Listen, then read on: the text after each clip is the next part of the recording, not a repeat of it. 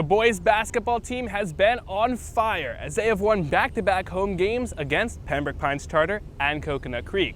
But before that, they traveled to Cooper City to take on the Cowboys, and I had to check out all the action. While most team seasons at Cypress Bay have already begun, the boys basketball team had their first game on November 21st, and I was so excited I had to see all the action myself. Good teammates usually treat each other like family, but for two players on the Cypress Bay basketball team, family has a more literal meaning. Here's Karina with the story.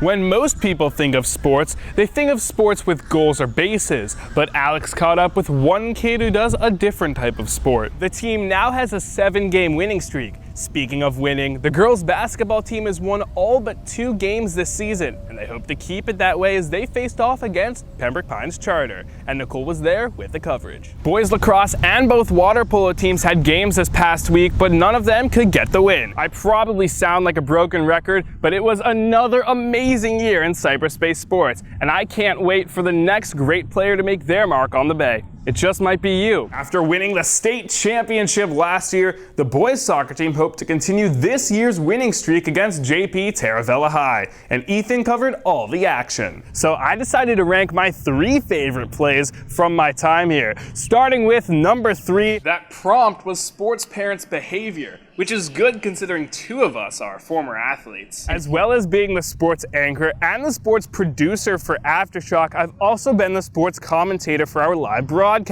Picture this: a young adult steps into the spotlight after weeks of preparation, only to falter in front of the audience. However, there's only one face in the crowd that the kid cares about: his father. It's not like anyone will be drooling over the Chargers anyway.